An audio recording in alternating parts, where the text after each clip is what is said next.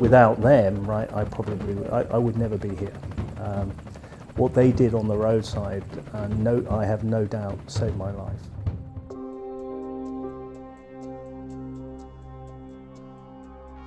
Two of my friends and myself decided we'd go on a short cycle ride, about 25 miles through the Hampshire countryside. I remember stopping off at the Flower Pots in Cheriton, for a quick jar, and then heading off down through Osselbury village to a hill called Wight's Hill.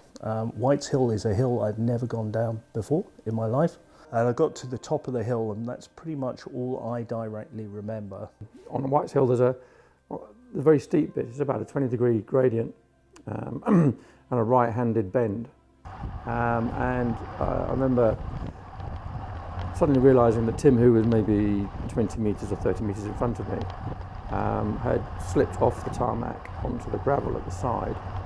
And I just remember seeing his bike going out of control. And then I just remembered him stopping dead and flying sideways into the middle of the road. Later I realised he'd smashed into a telegraph pole. So Chris called 999. Well, I went to sort of see what could be done with Tim, who's lying prone, face down in the road and making some pretty unpleasant noises because he was struggling to breathe.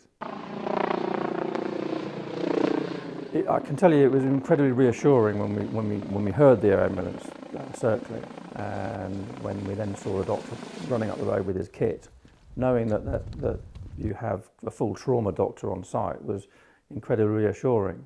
I haven't really thought about what it would have meant if they weren't there, but clearly the care that Tim received within a few minutes, within 20 minutes or so of the accident, was the same as if he'd been in A&E, and could easily have saved his life. It was, he could have died there and then. I'd broken my neck, I'd broken my back as well, which is why I was immobilised for the 3 days. And apparently I'd broken pretty much all of my ribs, plus my left scapula. I'd had a bleed to the brain, and consequently I'd lost all of my short-term memory for several days, and my wife will probably say several weeks thereafter. So I was determined to get out of the bed, and I remember on the third day I kind of got myself on the side of the bed, got on my feet, and just collapsed. Just couldn't go anywhere.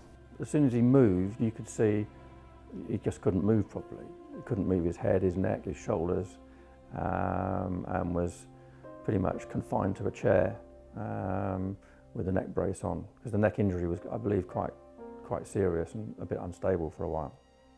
Clearly, because we found out later he was doing about 30 miles an hour. When you stop dead from 30 miles an hour, it doesn't do you any good. I would say the air ambulance, being a totally charitable organisation, right? For me, it was one of the most important things that I did get back on my bike, and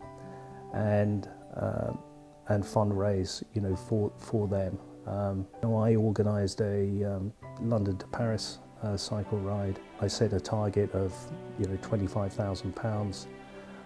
The ride raised itself about £12,500. We have a fundraising event that we will be scheduling, very shortly, and I'm very confident that we'll raise the rest.